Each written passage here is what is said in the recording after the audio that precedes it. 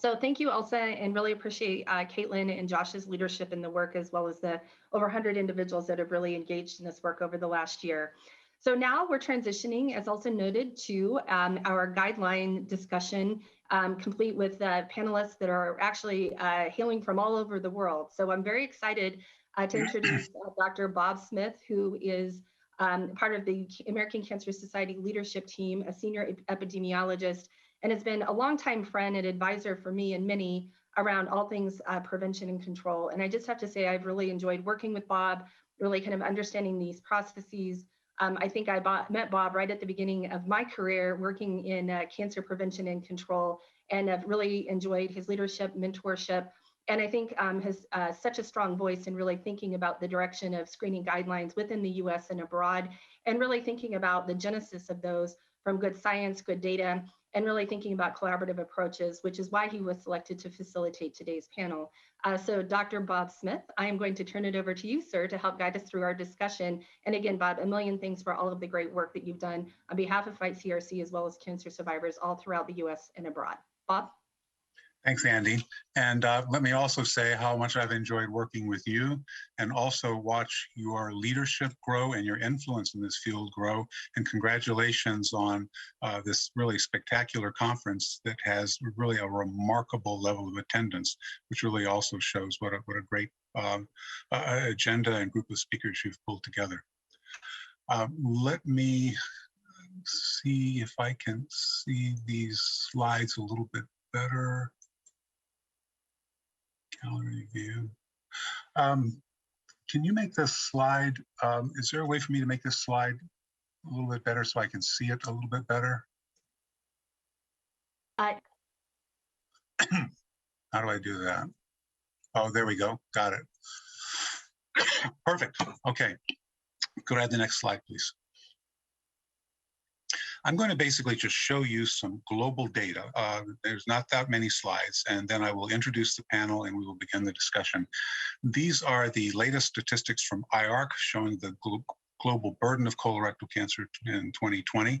It is the third most common cancer diagnosed in men and women in the world, and the second leading cause of cancer death. As you can see, we are closing in on roughly 2 million cases a year and a little over 900,000 deaths. Next slide, please. The incidence rates are higher, considerably higher in high and very high development index countries versus low and medium high development index countries, with only about 2.5 times higher mortality due to the higher case fatality in the lower resource countries. Higher colorectal cancer incidence, as I think you all know, is associated with lifestyles that are associated with modern countries. And as we see development evolve, we are seeing colorectal cancer rates increase. And in fact, these are expected. Next slide.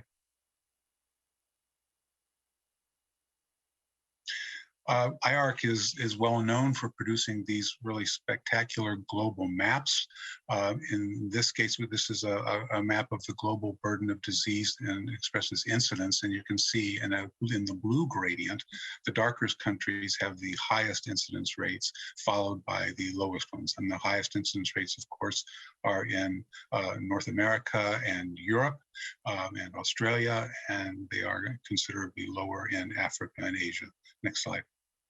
The pattern of mortality follows the pattern of incidence, very similar. As you can see, the darkest colors are in North America and Europe, and the lighter colors are in Africa and Asia, with the exception of some of the South American countries. Next slide, please. This looks at region-specific age standardized rates by sex for cancers of the colon and cancers of the rectum. Again, you see the very highest rates are in Europe and North America for colon cancer, and for men on the left and women on the right, and the same for rectal cancer for men on the left and women on the right. These rates go from being very high, quite high, to quite small in Middle Africa. But again, as we will show you, these trends are changing. Next slide, please. One of the nice things about the GlobalCan section of IARC is that you can look at projections. And one of the things that I think is sobering to all of us is the greater burden of disease of colorectal cancer that we're going to see in the next 20 years. These are projections from 2020 to 2040 and the estimated new number of cases from age 0 to 85. Next slide, please. Now, what's also interesting in terms of this growth in the burden of disease is it can be expressed by the development index. And so you can see the highest increases in incidence are going to be in the countries with the lowest development index, and the lowest increases in disease, which are already very high anyway, will be in the high and very high HDI countries. Next slide. These trends are expressed for incidence and in men and women, and mortality in men and women in the same direction. As you can see, a steady climb over time in the burden of disease. Again, highlighting the challenge we face to intervene early and not only prevent this disease, but prevent death from this disease. Next slide. Now, one of the reasons we are all here, and especially in this particular session, is to focus on the rising burden of disease in young adults. Becky Siegel and Stacy Fito, who is also here on this panel today, published this very important paper in 2017. We all have watched rising incidence of colorectal cancer for many years. We've not exactly known what was its underpinnings, but this analysis highlighted very clearly that it's a function of a birth cohort effect. And so in this busy slide for both colon and rectal cancer, your eye should be drawn to where those circles are, and that's the inflection point where this incidence in successive birth cohorts begins to rise, and rise steadily greater in successive birth cohorts. We observed a 51% increase in the incidence of colorectal cancer from 1994 to 2014 in the US, and an 11% increase in mortality from 2005 to 2015 in adults under 55. And this pattern has been observed now. And I have to tell you, I mean, when we first were revealing these data, there still was not everyone was persuaded, not everybody was sure that this was in fact an underlying change in risk as opposed to a screening effect. But let's look at these next slides. Continued work in this area has confirmed that this pattern is not just isolated to the US, and in fact, age standardized incidence rates have been increasing in a number of countries. This is from a nice paper by Becky Siegel also that was published in Gut in 2019. The legend on the right highlights that if you look at these bars, Korea, Australia, USA, Slovakia, etc., every bar that has a magenta line, a red line, it shows a statistically significant increase in incidence between 2008 and 2012. Blue also has statistically significant increase, and gray is stable or insufficient number of cases for trend analysis. But as you can see, that this is increasingly a global phenomenon. Next slide, please. I would encourage you to all find this paper and look at it. I cannot show you all the numbers, but again, here we have an example of trends by age and the average annual percent change in incidence over the most recent 10 years in North America and Oceania. And you can see these are countries that have mature screening programs, and for adults 50 years and older, incidence is declining, principally as a function of participation in screening and the ability to reduce incidence by removing high-risk adenomas. But in adults younger than the age of 50, we are seeing incidence increase in each of these countries. Next slide, please. We recently completed an update of the first colorectal cancer screening handbook at IARC. And I did a quick scan of all of the inventory of screening programs around the world and found only a small handful that is presently inviting adults under the age of 50 to screening. Austria, Saudi Arabia, United Arab Emirates, China, Japan, and China's doing pilots right now in colorectal cancer screening, Brunei, and Malaysia. And most of these companies are offering their patients FIT. Next slide. So improving awareness, this was a conclusion from Becky's paper. The rising incidence in adults under the age of 50, which in most parts of the world will be adults outside of the boundaries of the screening program really calls upon us to raise awareness of signs and symptoms of colorectal in these young adults, and then leading to more diligent assessment of cancer family history. Recent paper by Samir Gupta and his colleagues showed that we could identify up to 1 in 4 early onset cases by simply being attentive to family history and initiating screening earlier, and also better follow-up with symptoms in young individuals who are more commonly diagnosed with an advanced stage. I think commonly around the world, when you have a young adult with these symptoms, the belief is that they simply cannot have colorectal cancer, that there must be some other explanation. And as a result, many, many months go by while this disease is allowed to progress and this diagnosis is delayed. These findings also highlight the need for research to better understand the underlying etiology of young onset colorectal cancer. Next slide, please. And in this final slide, you also can do this on the IARC website, as you can project what the increase in incidence over time and the burden of disease is likely to be in an age-specific range. As you can see, the estimated projections are that colorectal cancer in adults under the age of 55 will be increasing steadily over the next 20 years. Next slide. All right, let's get on with our panel and our discussion. Each one of these guests on this panel have distinguished pedigrees. We could spend a good 15 to 20 minutes describing their achievements to date, but in the interest of time, I'm going to do this quickly. Stacy Fedua, who is a friend and a colleague, and we work together at the American Cancer Society, is the Scientific Director for Surveillance and Health Equity Science at ACS. She principally focuses on disparities in access to cancer screening, but I can think of no one that I know that has more facile with analysis of cancer screening rates than she. Kevin Monahan is a gastroenterologist at St. Mark's Hospital in England, who focuses on genetic and molecular aspects of GI cancers.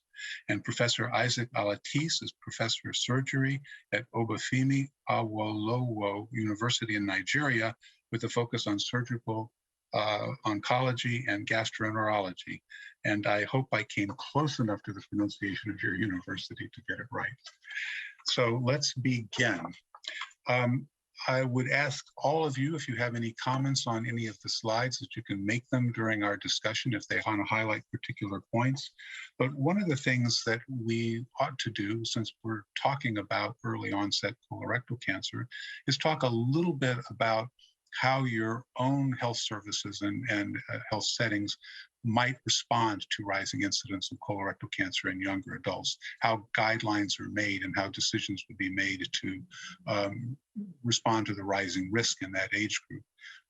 Stacy, if you would like, you can sort of go ahead and take on how the U.S. has responded to this and would be likely to respond even further in the future. Sure. So first of all, I guess the U.S. health system is a bit complicated, so I don't know what's better to start there. But we have several recommending bodies who recommend colorectal cancer screening, including the U.S. Preventive Services Task Force, the American Cancer Society, as well as the U.S. Multi-Society Task Force. The ACS was the first one to recommend cancer screening for average risk adults at age 45 2 years ago, as you probably all know. And the U.S. Preventive Services Task Force updated their guidelines this year, lowering the age to screen to 45 as well. And then usually once guidelines are set, then it takes a while for them to be applied in the health system. And that's partly because we have to wait for insurers to cover it. So the rollout of these things can take a long time from when guidelines are recommended to when they're implemented in the health system. But I can talk a little bit about that timeline, Bob, if you want me to. I can wait until later if you want to talk about the access to care issues, or I can take them now. Yeah, well, let's do that, and we'll go on to Kevin and Isaac. So you have a rising incidence of colorectal cancer in younger adults. What would be the normal expectation for response to that? Yeah, I mean, I think, and we also showed not just the rising incidence. I think a lot of researchers have been documenting the rising incidence, but we also looked at rising colorectal cancer mortality. We've looked at stage of diagnosis. So we kind of put I say we, the US and other researchers have put all those pieces together to come up with that conclusion. I would say it wasn't just the rising incidence, but we also had to make sure that it wasn't an artifact of more and more screening that was happening that actually did not appear to be accounting for the rising incidence. But there's also increased mortality rates, later stage of diagnosis among early onset colorectal cancers in the US. And then the modeling analyses that showed that there's a benefit to screening at age 45. Yes. I guess when we looked at that, this was a particularly nice package, right? We clearly had that evidence. We clearly did the due diligence with the modeling and everything else to show that it made a whole lot of sense. We actually got quite a bit of pushback from gastroenterology societies here in the US. I'm very happy to say 3 years later, when the task force came out with the very same recommendation, we have not heard any complaints, which means that people in the US have at least adjusted to the idea that we need to start screening earlier. Kevin, can you describe how any direction that the UK is taking in this regard? Thank you. Well, I think we have a different kind of a health system, obviously, and there are advantages and disadvantages to that health system. But one of the advantages with the NHS is that it addresses issues with regard to access to care and equity. And so when we have a new guideline or we have a new service, then in theory it should be able to be rolled out immediately and everyone should be able to access it. In fact, people are automatically invited, whoever they are, into the screening program in the UK. We're not starting at 45. At the moment, the screening program is expanding to cover people from the age of 50. And until recently, there was a slightly different screening program, but it started at 55. So we're bringing it back a little bit. And I think thinking about what you're doing in the US with screening from 45, many of the benefits from that will be perhaps related to dealing with advanced adenomas and preventing colorectal cancer in people in their 50s. And I think as we roll screening further and further back, obviously there are certain advantages within the immediate age group, and there are longer term preventative advantages.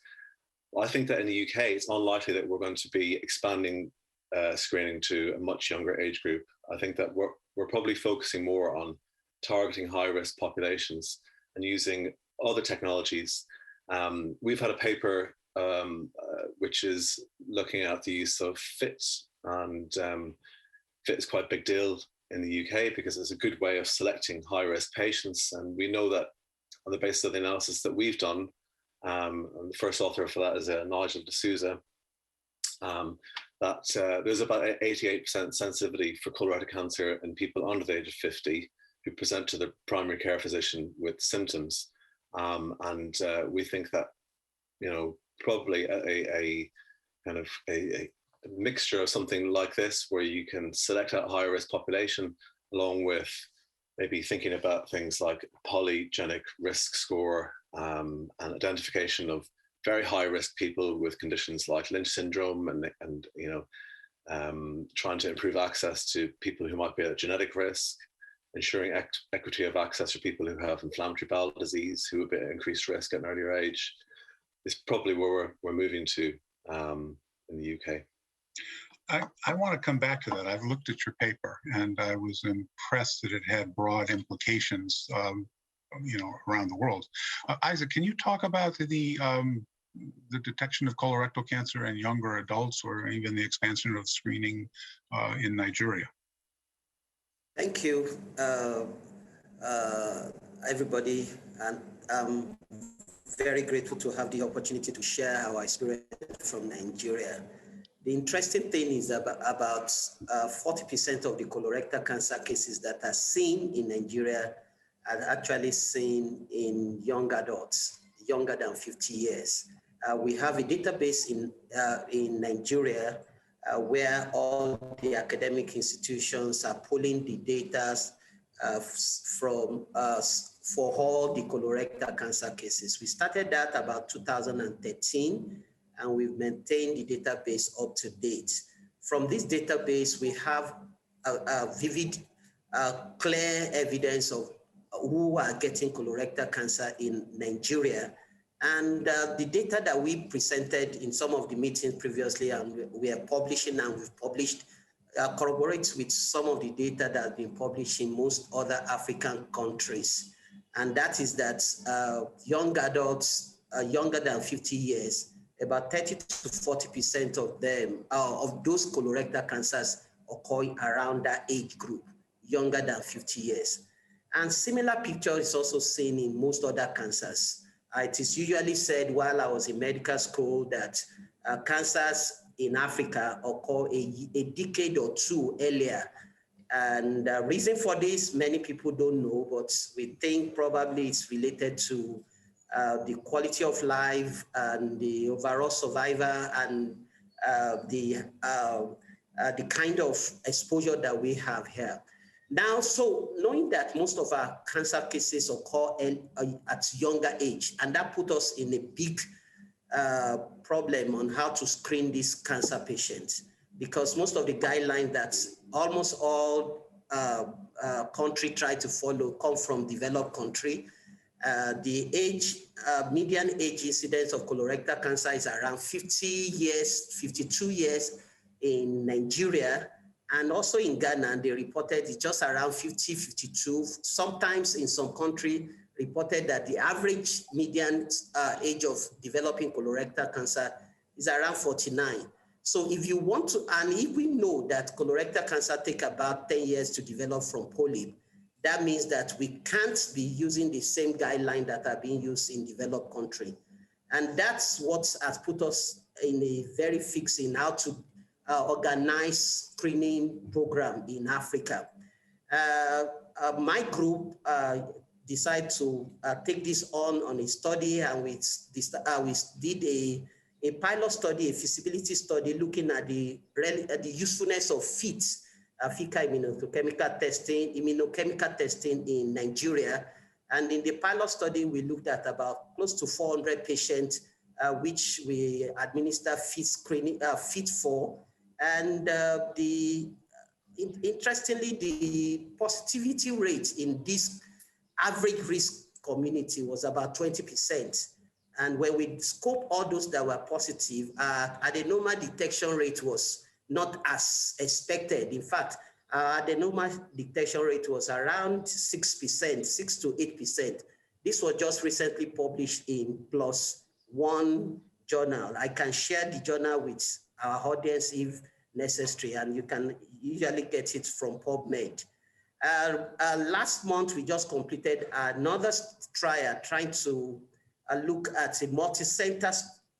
We did a multi-center study about 4 centers in Nigeria, and we roll out FIT in these 4 population.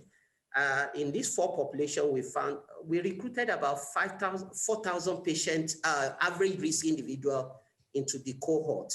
And interestingly, our positivity rate for FIT was still in the range of 20%. And that has made screening, in fact, that is putting us in a difficult fit in how to use screening modalities in our setting, because FIT seems not to be probably the best screening modality in our environment, because the positivity rate is so high, and despite the adenoma detection rate and colorectal cancer detection rate is poorly low. If you just oppose that to the economy that we practice, sorry, you can go on. Yeah, no, I was just going to ask you at this very high rate, are you using a quantitative FIT and you've got the threshold set to achieve high sensitivity? Yeah, we are using actually a qualitative FIT. We are using a 50 microgram percent prepared, the kit from Pinnacle Biolab, and they gave us assurance that this kit can work in an environment with high temperature without problem with the antibody. So it seems to be a stable kits in our environment that can be utilized. So that was why we deployed that kind of kits here. And, Yeah. But despite our sensitivity rate, our positivity rate seems to be on the high. So Kevin, can you comment on sort of detection thresholds in younger adults? I mean, there's some argument or some question about, and you mentioned this also, about how differential sensitivity in younger versus older adults. And it sounded to me like you were saying you were getting very good performance in younger adults, but obviously there's a question of where those cut points are. And I wonder if you would comment. I mean, and especially in the context of if the inclination is to not overreact on symptoms, in the US, that would mean that we would not refer the younger patient to a colonoscopy, whereas, and Stacy, I'd like you to comment on this also in a minute, a FIT might be a simple thing to do just to address a symptomatic person and just not potentially lose them to follow-up. So we observe similar rates of positivity at a FIT level of around 10. But you can obviously, with a quantitative assay of this kind, you can adjust the threshold, and it depends how many cancers you feel comfortable you might miss with the FIT, I suppose, versus what your resources are in order to be able to deal with positive FITs. And that's not a straightforward question as it might appear, I think. In our one of the things that we're working on at the moment is a FIT guideline in the UK for people with symptoms of any age. And we have our study of 1,500 or so patients. About 1.5% of young people under the age of 50 had colorectal cancer. And FIT was a pretty good way of detecting those colorectal cancers. I think we always have to bear in mind that FIT is not as good at detecting advanced adenomas. It misses maybe 30-40% of advanced adenomas. Obviously this has an impact further down the line for a lot of patients, but it depends what the goal is of what you're trying to achieve. Are you trying to rule out cancer? And FIT is quite good at ruling out cancer overall, or how much of what you want to, the activity you want to be performing is about preventing cancer in the next 5 or 10 years. But with this guideline that we're developing, there's a lot of great literature in this area, because there's a lot of completed work that the authors for a lot of these studies are participating in the guideline, so we have access to this data. The NHS is also collecting real-world data about FIT outcomes and cases of colorectal cancer that accrue. And it's something called Open Safely, which was developed partially as a COVID response in the UK to try and identify ways to deal with the pandemic and access to care. But so there's a lot of great data, and we're going to try and incorporate this over the next 6 to 9 months into the guideline that we ultimately produce. But as you know, when you develop a guideline, you need to have a good rationale. The methodology needs to be robust. So we don't know how it's going to pan out exactly. But I think, actually, I think there are significant opportunities in younger people that, I think it's difficult for primary care physicians. I have a lot of sympathy for them, and because if you have, in the UK, if you're a GP, you have a population of about 4,000 people that you're responsible for. You probably have one case of colorectal cancer every year, and that's it. And you probably only see one young person with colorectal cancer once every 15 years in your practice. So how do you recognize that patient? And I think that actually we have to think about how we can help primary care physicians, because obviously not recognizing those people is something that, they will find very difficult to do with. They want to be able to do that, but, this may be a needle in the haystack for primary care physicians. So we need to offer or provide them the tools to help them. And I think that here's an opportunity. So, we'll see where it takes us. And I think that, like I said, that, that needs to be married to identifying high risk populations and ensuring that somebody who has, a 10-year history of ulcerative colitis has a colonoscopy, FIT is not there to replace colonoscopy in such populations. It's not going to replace colonoscopy for people with Lynch syndrome and, people with a high risk family history. We need to be systematic about ensuring that those people are able to access colonoscopy. People with Lynch syndrome have a higher prevalence of colorectal cancer at that age than people with symptoms. So yeah. So Stacy, do you want to comment on what Kevin was saying from the perspective of the U.S.? I don't know if we have any data yet we can highlight as to maybe you can, I mean, we do have overall stool testing utilization, which is low in the U.S. You might comment on that. And any indication of screening over the age of 50. But what would you imagine about the opportunity to address symptoms more immediately with a FIT test in a person who is under the age of screening? Yeah, so as Bob mentioned, first I'll just talk about just FIT testing in general in the US. So it's not used as commonly as other countries.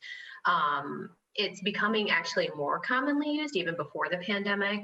There's a recent CDC-led paper that showed that the increases in colorectal cancer screening between 2015 and 2019 were actually attributed to stool testing use, which I found interesting because stool testing use in the US has either stayed flat or has declined over time.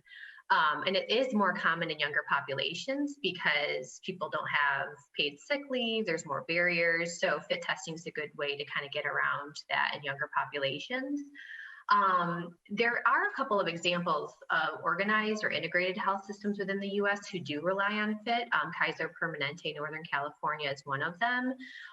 So some of the data that I've been looking at from this published work is just within this program within California, and it's specifically looking at a pilot program that they ran among African Americans because several societies recommended earlier screening in this population before 2018. So in this pilot program, where their Black population was mailed FIT kits, about a third of them completed them. So a third of them sent them back, and about 4% were positive. And that positivity rate was higher than their Black population age 51 to 55, as well as whites in that 50 age range. So that's kind of an early look within like a very select population, but I don't think we have great numbers on FIT positivity just among people 45 to 49 yet, although I'll be kind of keeping my eyes peeled for that data. And also looking to see if, number one, if the pandemic has led to more people being screened with FIT overall in the US, and specifically people who are younger than 50 years. Yeah, so one of the things that I wanted to talk about, Isaac, I thought you raised a very, very good point. I've been in any number of international conversations where people from the West have advised other countries that they should only follow Western guidelines because they're evidence-based, and we've got randomized controlled trials, and have completely neglected the point that you brought up, is that your distribution of burden does not look anything like the West. And in fact, it's very much influenced, and when you've got a transitioning country, you will find a very disproportionate burden of disease in the younger cohorts compared to the older cohorts. This has certainly been observed for breast cancer for many, many years.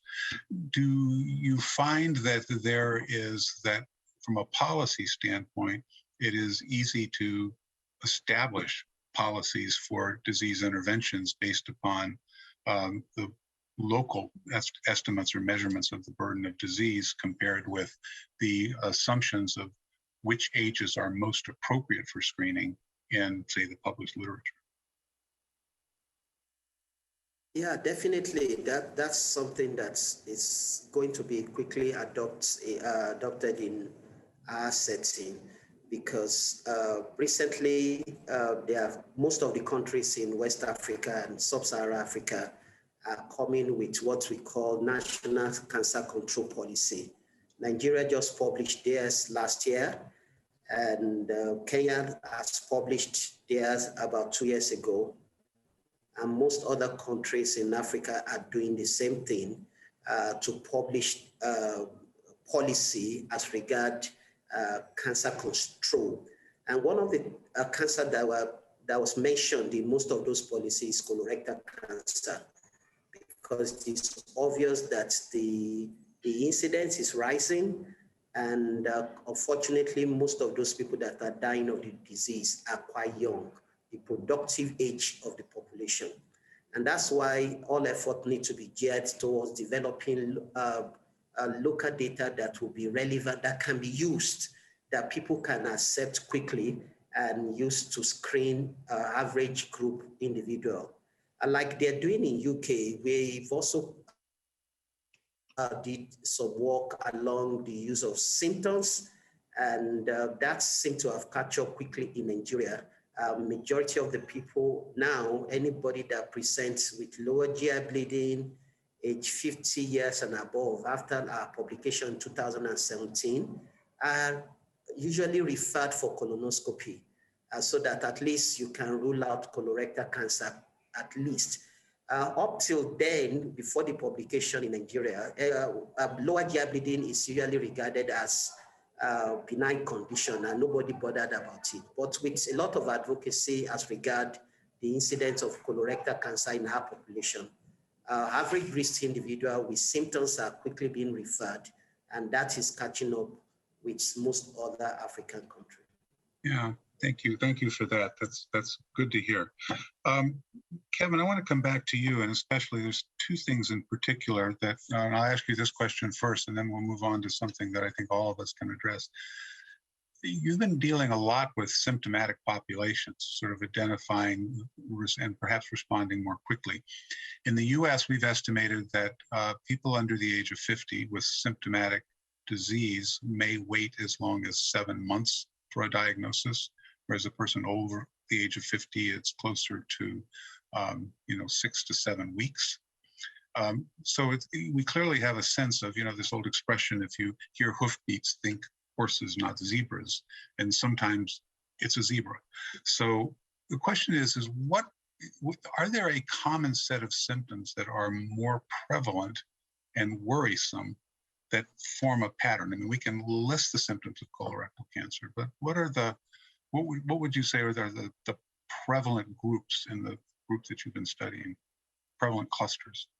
I think that's a really interesting question. And Bowel Cancer UK surveyed young people who've been diagnosed with colorectal cancer, and they faced a very similar problem. Often they'd have been to their primary care physician several times before referral. And I think that is, part of the difficulty is being treated seriously, but also on behalf of the clinician identifying the patient who needs to be referred. We're having a bit of a paradigm shift in what we think of as high risk. If you look at individual symptoms, none are particularly good at predicting the risk of having colorectal cancer. And they're often misdescribed when, by a primary care physician, and maybe would be described differently in secondary care.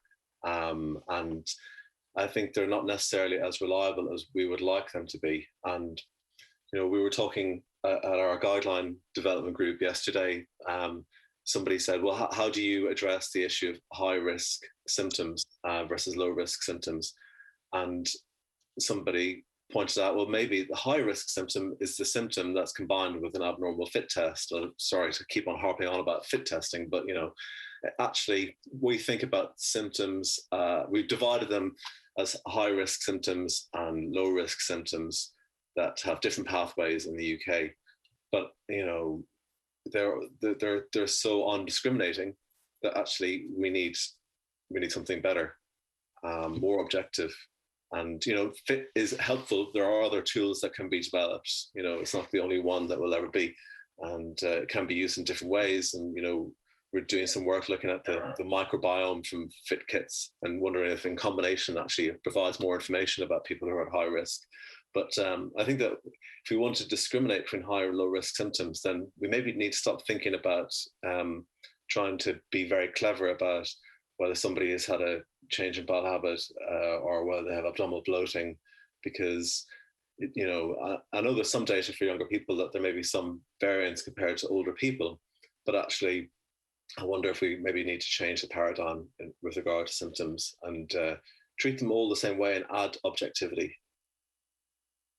I noticed in your paper that it wasn't very discriminating, and that was sobering. And so one of the strategies in the US has been to get advice from oncologists as to how long you should allow the persistence of a symptom before you immediately quit trying to be placating, that it can't be cancer and say, let's do the test we need to do before we go any further. Let me bring up, I think, another point that takes us entirely away from the background risk that's conventional that can be affecting younger adults, and one we've known about a long time and don't do particularly well with in the US. And it seems to me that it's not done particularly well in the UK, and that is taking and acting upon a family history. Isaac, when you're mentioning how much lower risk is in older adults, it sounds to me like you don't have as much family history to work with as we do in England and the US. So I wonder if each of you in turn, Kevin, you can go first, and then Stacy, and then Isaac will talk a little bit about the potential for doing better with taking a proper family history and acting on it. We've been at this for many years and still not very successful.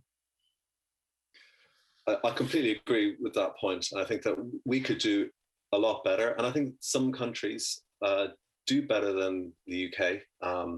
For example, in Denmark or in New Zealand, where they have a systematic way of collecting family history and validating a family history. As you know, a reported family history isn't always accurate. And when it's validated, it's there are a proportion of people for whom that family history is actually much more significant than they realized, and not necessarily discussed in families. And there's a proportion who maybe overestimated that family risk.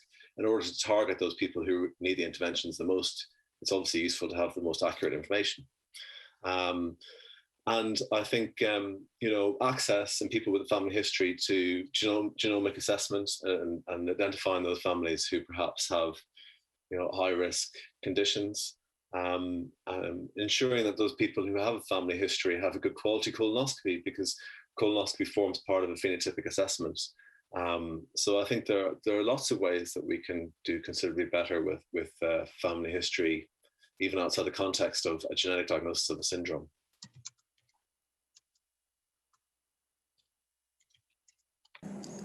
Stacey, do you want to comment a little bit on the challenge we face in the US? Sure. And I think you mentioned this, Bob, that one study found that only like a quarter of patients less than 50 years had enough information in their medical records about having their family history recorded, even though they did have a family history. So I think for us, it's like a medical record issue in addition to not patient knowledge, and then acting upon that. So I feel like it's kind of like a three-step issue that we have that's kind of compounded at each step based on our health system. And also the lack of genetic testing among people who are diagnosed at a younger age. You wouldn't know if you had a family history of Lynch or a relative who had it if we're not testing early onset patients. So I think that's another issue. And we also don't have any type of, again, we don't have an organized screening program, but what's interesting is I was kind of trying to do a cross-country comparison with the US and Canada actually does have some high-risk organized program in their population, but we don't have that in the US. So we really rely on medical records, people just knowing that information. So there's a lot of room for error in that. Yeah. So so to your point, in the US, what we commonly find is that the family history isn't taken. When it is taken, it's not taken sufficiently thoroughly. And when it is taken sufficiently thoroughly, often the information is staring right at the provider and they don't act on it. Mm-hmm.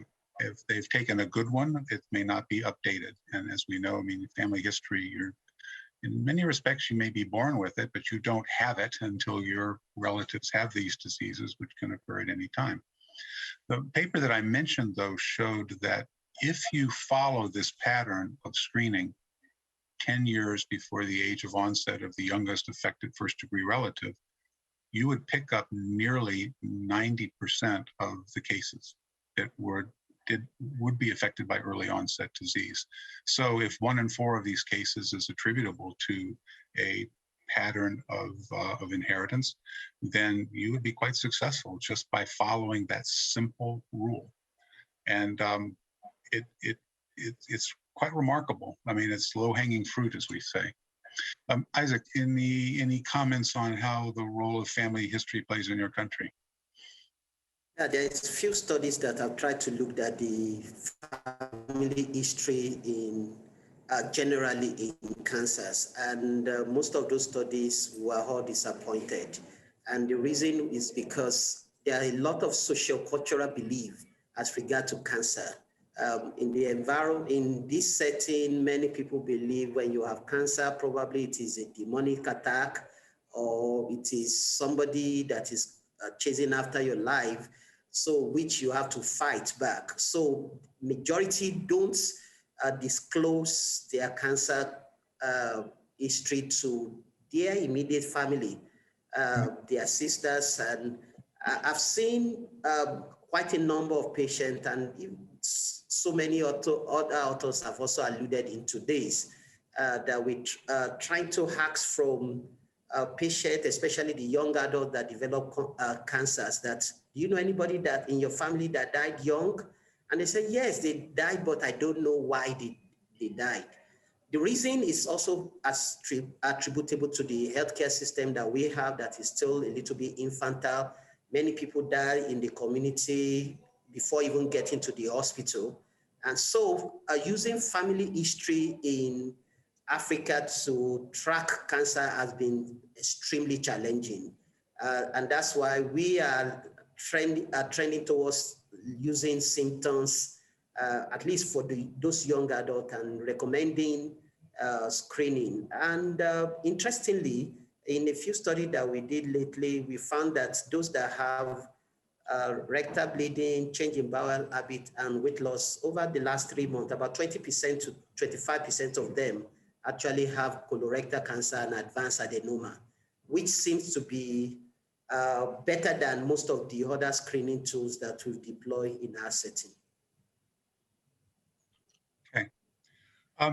Kevin, there are a lot of questions about using FIT in symptomatic patients. And I think some of these are taking the form of, if the patient already is having bleeding, why do you need to do a FIT test?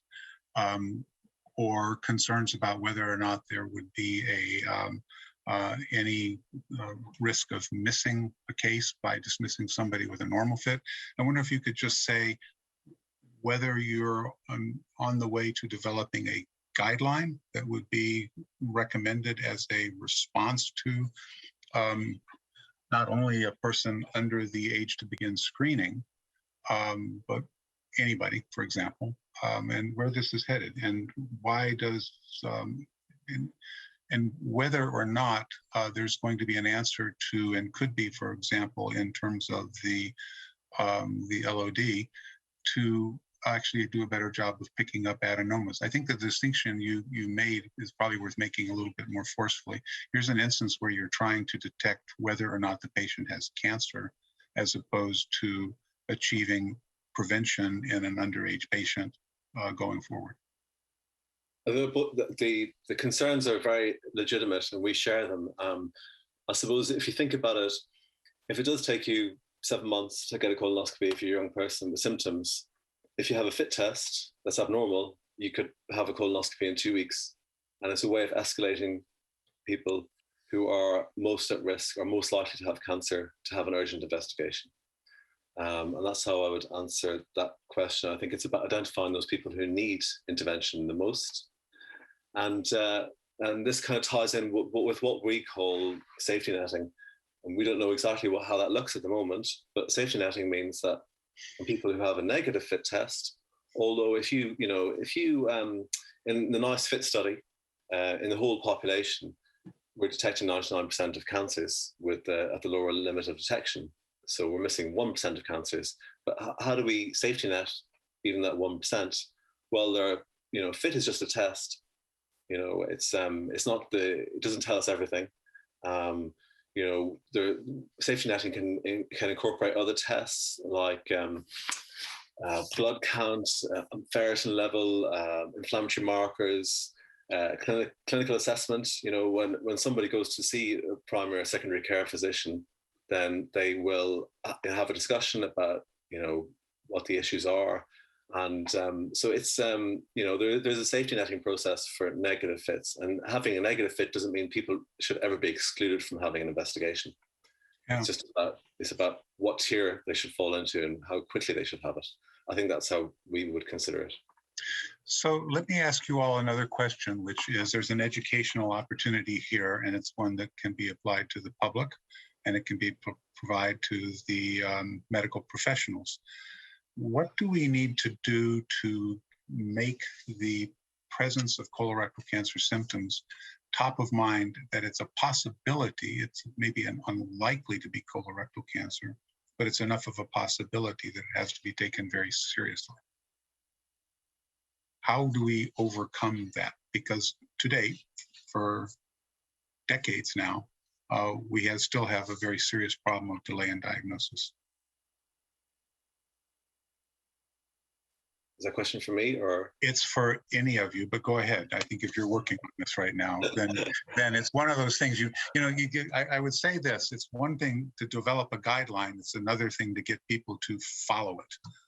And yeah, although they have to justify, I think, why they're not following a guideline. And, we have to improve routes to diagnosis. And that's a multifaceted approach, I think. But I'd be grateful for my fellow panelists' views. Yeah. Yeah.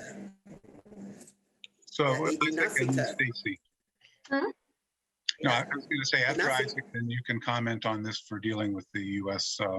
Challenge. Yeah, in Africa, it's actually one thing that we found in a study that we did among the family physician is that we discovered that the knowledge of the family physician of the colorectal symptoms are quite low. And that's helped us to develop an intervention group to conduct a training for the family physician on how to detect those early symptoms of colorectal cancer. And that seems to have helped significantly in encouraging early referral for colonoscopy, early referral for investigation, and that seems to be a game changer in our practice now. Education, I would say education,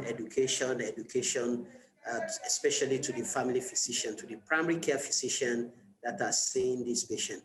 We go a little higher than that because we know our environment is quite religious group, very religious. So we also visit most of the religious bodies, and we conduct educational program for the religious leaders in our country. And that has also helped because when they see some symptoms that are showing clear cancers, rather than taking it up spiritually alone, it should be advisable to also refer the patient for treatment. And that seems to be helping a lot. Stacey, what do you think of the potential for getting the primary care physician to be more responsive to symptoms, or for patients to be more concerned about symptoms and not easily dissuaded? I mean, we're all looking for good news, right? And so if your physician says it's probably nothing, you think, oh, good, it's probably nothing.